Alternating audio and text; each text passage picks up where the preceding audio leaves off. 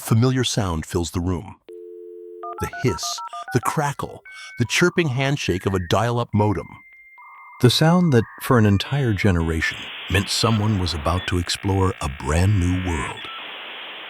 Except this time, someone wasn't looking for information. They were just hungry. What are you doing? Ordering a pizza. On the computer? I think so. Why? I honestly don't know. I just wanted to see if it works. If that thing orders anchovies, you're eating it. Conversations like this happened thousands of times. Nobody in that room believed they were witnessing history. After all, it was just a pizza. Or so they thought. Before Amazon sold its first book, before Google existed, before smartphones, before most people had even heard the words World Wide Web, a small Pizza Hut in Santa Cruz, California, quietly answered one of the biggest questions of the digital age. Could ordinary people trust a computer enough to buy something? That experiment had a name: PizzaNet. It's difficult to appreciate just how tiny the internet felt in 1994. Today, we casually visit billions of websites. Back then, there were only a few thousand. Most people had never opened a web browser. Many had never heard that distinctive song of a modem connecting. The web wasn't where you shopped. It wasn't where you watched movies. It wasn't where you talked with friends. Mostly, it was where curious people experimented. And that's exactly what Pizza Hut decided to do. Pizza Hut wasn't trying to reinvent restaurants. They were asking a much simpler question. What if someone could order dinner from a website? Working with a software company called Santa Cruz Operation, SCO, they built what they called an electronic storefront. The pilot was tiny. Only selected neighborhoods around Santa Cruz could actually place an order. No grand national launch, no flashy television commercials, no promises that this would change the world.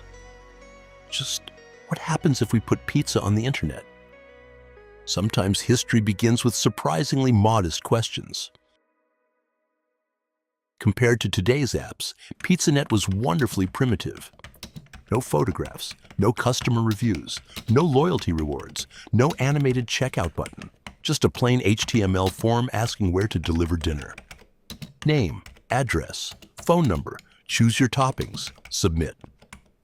But here comes the best part. When you clicked order, your pizza didn't magically appear in the kitchen. The order traveled across the internet to Pizza Hut headquarters in Wichita, Kansas. From there, it was forwarded to the participating restaurant. Then, someone picked up a telephone. An employee called you to make sure you weren't playing a prank. Only after a human confirmed everything did the pizza get made. And when it arrived, you still paid cash. In other words, ordering online still ended with a phone call. And yet, people did it anyway.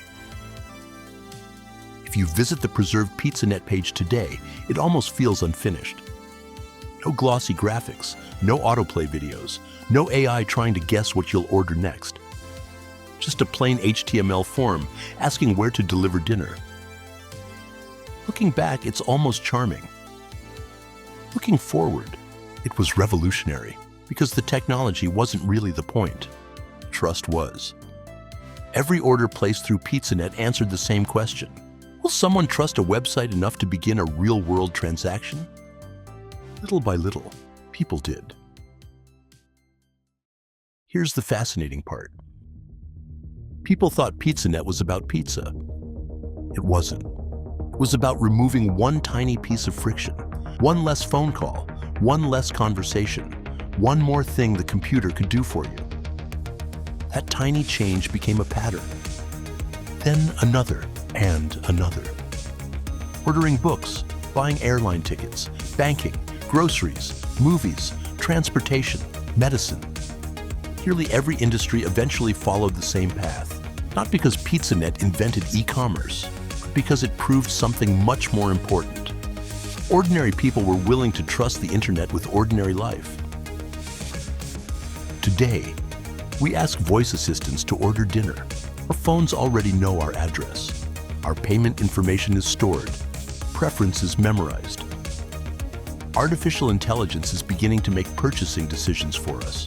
What once required a phone call may soon require no human interaction at all.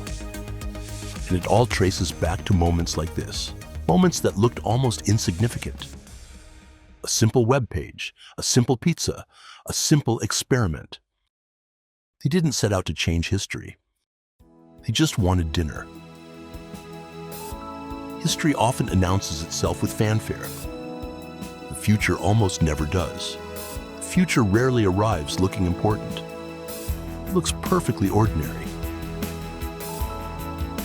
If you're interested in the strange overlooked corners of how technology and humanity have shaped each other, this is the channel for that. Accidental Futures. Subscribe and we'll keep following the thread.